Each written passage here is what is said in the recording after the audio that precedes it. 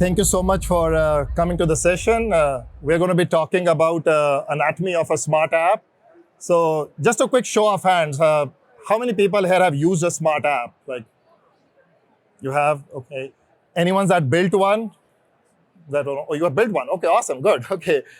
Anyone that has never heard about smart before or like is not familiar what it is at all? I mean, do you have some context or any there? So, okay, awesome. Anyone that doesn't know which conference this is? I just want to make sure the accent is not a problem, right? Okay. Okay. So what is SMART, right? SMART stands for, actually it's an acronym that stands for this, and the only what that matters in here is reusable.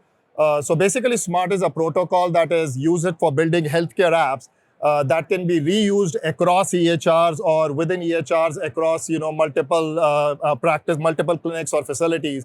The idea there is you can build one app and then you can keep more and more features to EHRs, makes it really easy. And there are two broad categories. How they just to make sure this thing is working. Yeah, okay. There are two broad categories. How you can classify smart apps, and this is really based on how smart apps kind of use their permissions. There is one thing called as system apps, and then there's another thing called as user apps. And again, the idea between the smart apps is and the EHRs kind of when you are integrating is that how do basically these apps get permissions, and these permissions are based on a concept of scopes, and anytime when we talk about scopes or someone we're explaining them, we tell them is like like scope is something that when you're on a first date and you think the date is going well, and then suddenly you realize that the person is not understanding any of your Star Wars references and other things. So it is going well, and then it suddenly stops. So once you get past that, understanding of the language, it gets a lot easier. And once you're past that, we are really talking about, two main types. So we're going to talk about first the system apps. System apps are basically apps where, again, they all are using scopes. So the idea there is how these systems app get the permissions to talk to the EHR. In case of system app, what happens is these permissions are approved at the API level, at the EHR level. So let's say you are working with a good health clinic. They have a particular FHIR API. You are basically building a system app for them. They will basically approve you once. Once that is approved, the system app is good to go and you can continue to use it. So it's a lot easier integration once it's done. But obviously it's a pretty high trust bar because then that app has access to the data. The app is constantly connecting and uploading the data. So although system apps are a lot easier to integrate, they are used less often, or they're basically a little looked upon like with a little more caution. What is more commonly used are what is known as user apps, and that's kind of what we will be focused on. Again, as I said, like users app also basically use the same concept of a scope. The difference here is that there is a lot more flow control where how this scope is basically approved. So a user is basically using an app, and they basically can decide at the time of using the app, at the time of actually launching into the app, what scope is approved, and the app cannot override that scope. So the idea here is there's a very good balance between, from a security perspective, that what does the user have access to, what does the app have access to, combine it together, and then you basically use the user app. So at a very high level, again, just to say, there is a system level app. They're also called as background apps. They kind of work in a context in the background where you approve it one and they can continue to work. And then there are user-based apps. The user-based app is that how basically a user, whether it is a patient, a clinician, or someone that is actually using that app to connect to some EHR data. So we are going to be diving deeper into kind of what these user apps are. And the key thing about the user app is really based on the user interaction. So the idea there is when that user is logging in, when they're trying to get access to the data, how exactly do they interact with that data? And there are three different ways in which they do that. So there's one called as standalone launch. There's another called as EHR launch, and then there's a third one. It's not really an official Smart on FHIR launch, but it's a protocol that is becoming more and more common now, which is called as CDS hooks. It becomes a lot more interactive how you kind of interact with it. And we're going to go through all three of them at a high level, kind of how they work, starting with the standalone launch. So Let's look at what a standalone launch is. So a standalone launch is, imagine a clinician, right? I'm a clinician. I'm basically in my EHR and I am on a patient chart. So I have a patient chart open and, basically I have other things that are just, I'm viewing it. And then what I can do is I basically have an app that is a risk assessment app, or that app can do something about a patient. What I can do is I can basically go to where that app is installed. That app could be an app on a phone, that app could be on a browser, that app can be in any other place.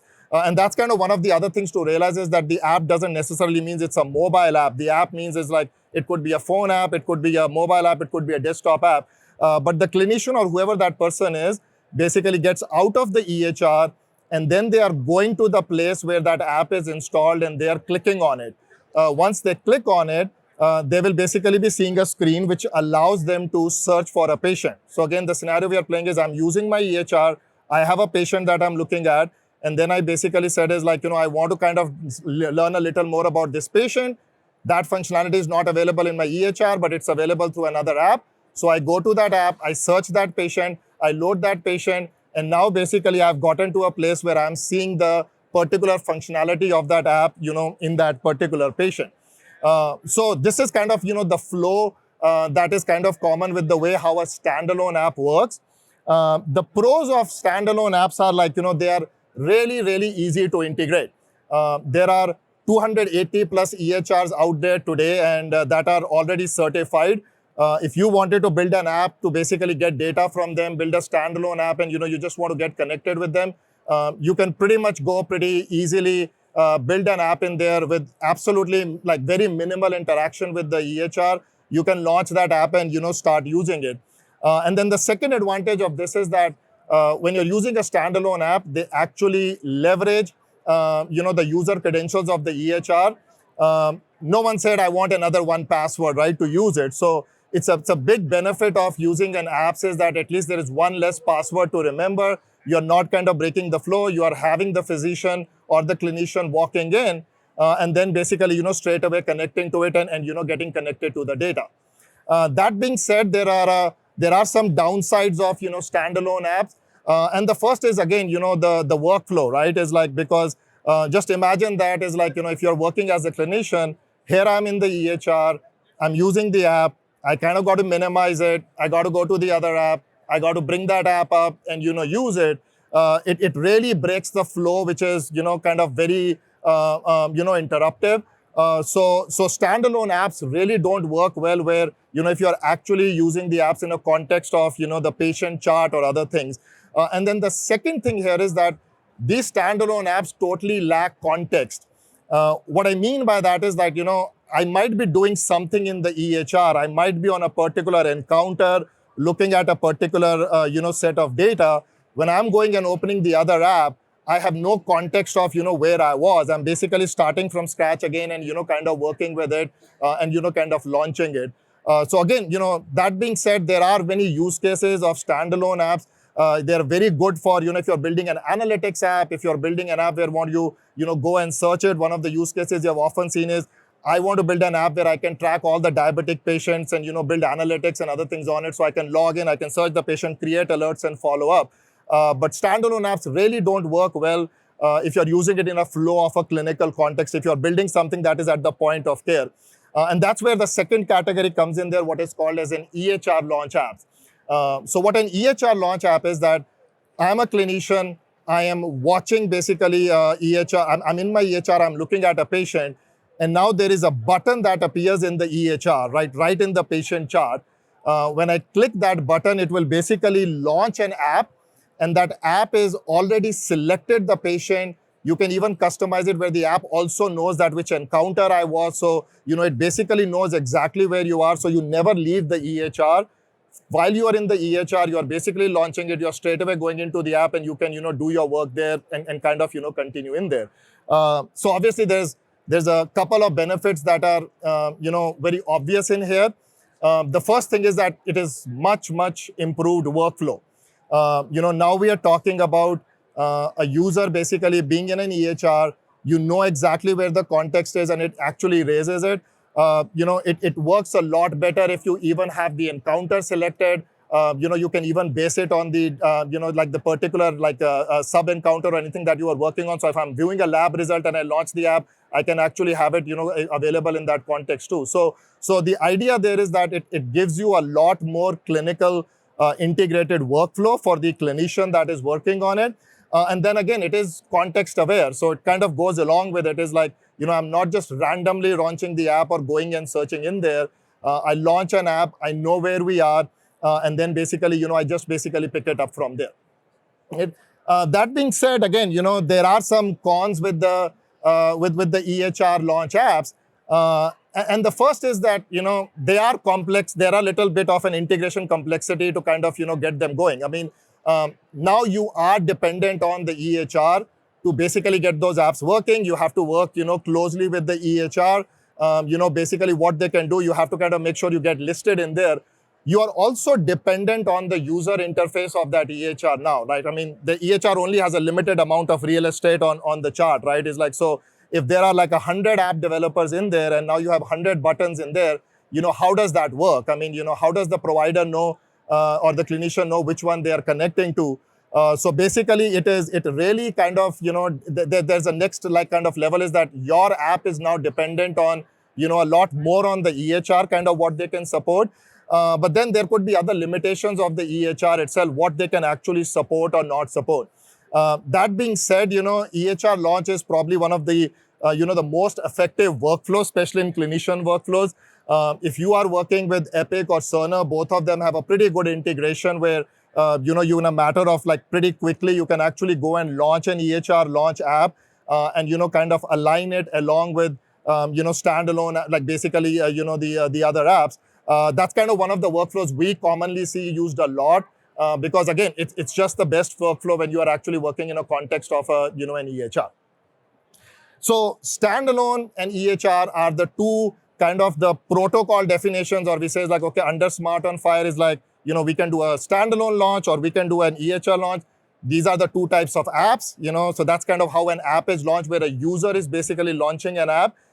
There is a third kind of a thing that I felt we should share because this is something that is, becoming more and more common, or we would like to see it more happen, especially with all the buzz around AI. And, there's a lot of discussion around like, okay, we are talking about all these AI apps and everything, but what is the right way to basically integrate, AI right into the point of care and kind of bringing AI apps to the provider? Obviously you can build system apps and you can build other apps to do it with AI where they get the data, they analyze it and do it. But the true value of AI comes is where it is actually helps the clinician at the point of care. And that's where, this CDS hooks workflow really outshines, the other protocols in there.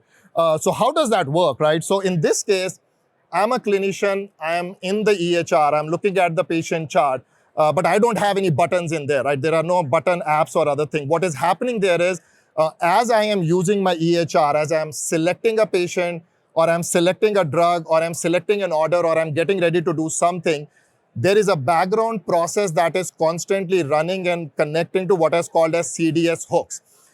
So basically what that does is like that it is checking that, hey, you are prescribing this drug to this patient. Is there something you should know?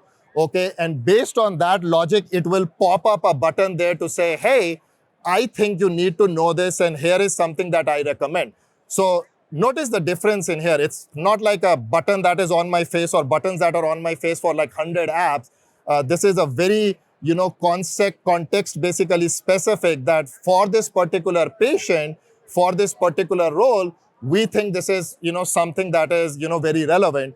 A very common example there is like, a clinical trial enrollment, right? You can have a CDS hooks that is constantly checking and saying that, okay, here is a patient, that is eligible for a trial. You don't want to be every time going and looking, hey, I have a patient, is this eligible for a trial, right? There is a new drug that you're testing. There's a new, research that is being participating in. So these, basically algorithms can run in the background and check it.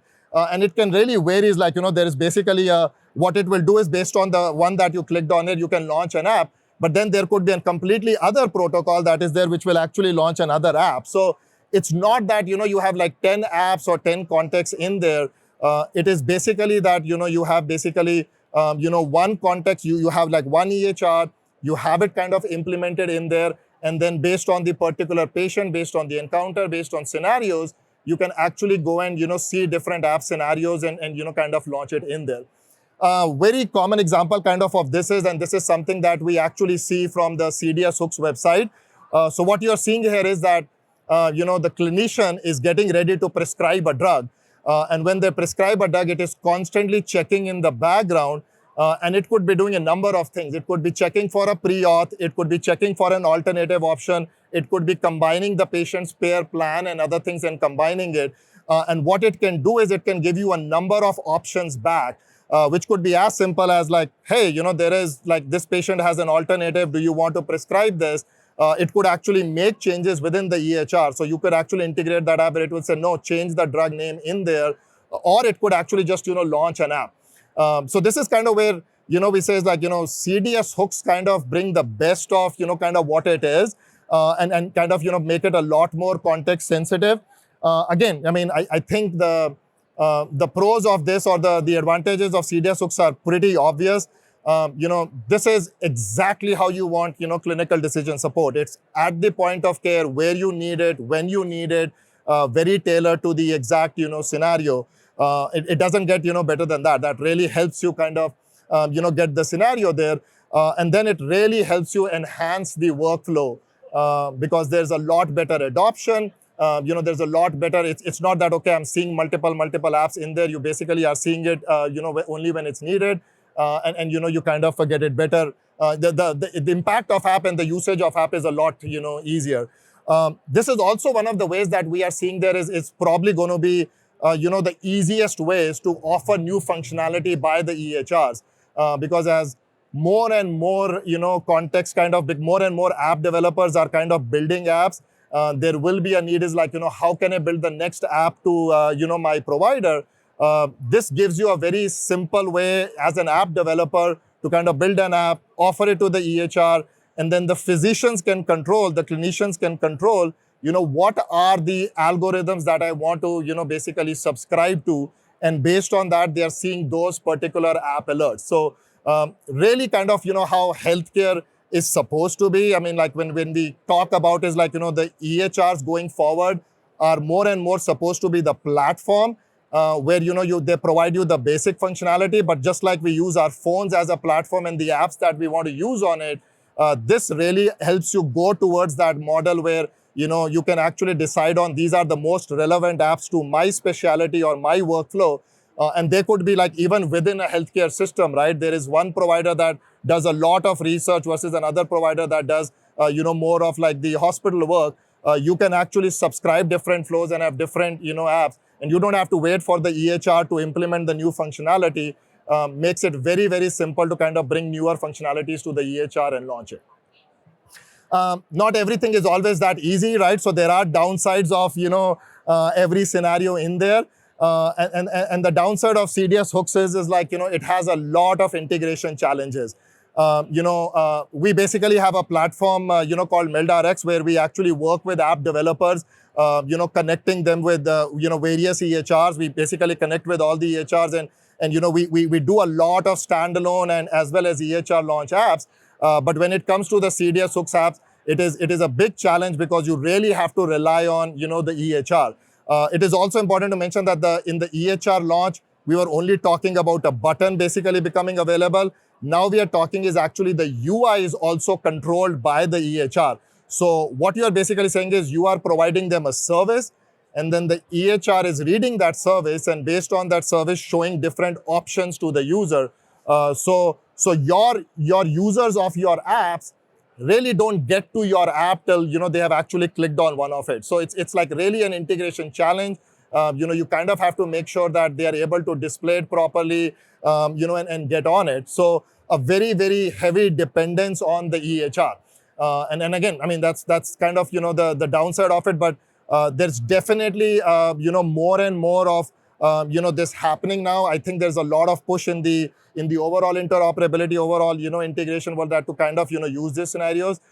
We really hope that the AI is driving this a lot because, this is really the best way to implement AI algorithms across different, scenarios. whether it is as simple as, checking the patient chart and promoting a trial, or, whether taking basically the patient and predicting a risk score, whatever scenarios you are kind of looking into, if you want to implement it in a very clinician-friendly, embedded into the workflow way, this is kind of the way to go. And I always kind of, wear my physician hat on and says, like, if I'm I am working as a physician now, and going back to look at patients, when I'm looking at the patients, what is the right way? I don't want to be going back home and then checking the charts and then, doing the alerts. When I'm done with the patient, I want to be done with there. I want to just make sure, when I have the patient there, I can complete everything there, provide the guidance that I can to interact with the patient right there and then. And that's where we see, this CDS hooks really, really, outshine. If I can put a plug in there, I would just say is like, please go ask if your whatever EHR, whatever provider you're using, ask them is like, what they're doing to CDS hooks, how can you promote it? We really think again, that this is something there that would help. And the more people ask about it, the more people know it, the more scenarios we can all kind of, bring together and kind of, bring the scenarios in there. And then just to kind of, cover it up, there's a last point in it is like, there's too much of excess of anything is always bad. So that's kind of where you always have to be careful about alert fatigue. If you're doing too many of alerts, there is always that risk of that, that provider will be seeing alerts in every single thing, and then they'll go and say, what, I'm going to turn it off. So you have to kind of make sure, this is not a CDS alert. It's like, okay, a patient's blood pressure just went high, and then you're showing them 5 alerts. The CDS hooks and the apps have to be really configured properly, to get the best out of, what they can deliver. And then I'll just kind of say is like, we think like the ideal workflow, kind of what can kind of bring the best of everything is like a CDS hooks combined with an EHR launch. And what we are talking here is that, the CDS hooks basically decide which buttons to display or which cards to display, that, hey, this patient is eligible for this, or this is something that we think you should look into this a little more on this patient. So it is context sensitive at the point of care. You basically get what you are, and then you launch into the app, and you can, complete whatever the action needed is in there while you are with the patient and, basically complete it. So again, this is, as I said before, is like, we think this will be the, go-to standard going forward for implementing AI use cases, but also in general, like just, building more and more kind of functionalities, to the EHR. So obviously the question becomes is like, I have a functionality or I have an app and I'm ready to bring it to the market. I know that I will need the data from the EHR. How do I determine the use case? Like how do I determine, what it is? And the answer always is it depends, right? It's like it is. But the question is like, what does it depends on? And we say it really depends on, basically these 3 different scenarios, which is like, first of all, you have to know like what can the EHR support? Some of the EHRs don't even know what CDS hooks is or not implementing it because it's not part of the regulatory requirement. So if they can't support it, you're basically out of option. If they have a 6-month timeline on, approving your apps to, for an EHR integration, or that there are already tons of apps or their UI is not better, you might be better at building as a standalone app and, kind of enhancing their other ways. You can do it. And there are always ways where you can make standalone apps better, to connect to it. And then again, what is really your application use case? If you're building an application use case where I'm going to be tracking, like a particular set of patients, I want to look at them at the end of the period and just go in there. Maybe having that app at the point of care is not important. And, you can just go and implement it as a standalone or even as a system app. But then if you have an app that really is important to be available at point of care, you got to probably, fight your way and make sure, you can work with the EHR and push for a CDS hooks or an EHR, launch integration in there. So that's kind of, again, like really depends on kind of what app you are building, what workflow you are building. As I said, there is like, we are basically an app developer, platform. We have a solution where we work with different app developers. So, if you are basically looking to build, an app, whether it is a standalone or EHR launch, or you don't know what it is, come talk to us. It's like, we can basically show you kind of the different scenarios, how they work and kind of how they integrate, again, depending on your particular, use case scenarios in there. So I think that's all I have.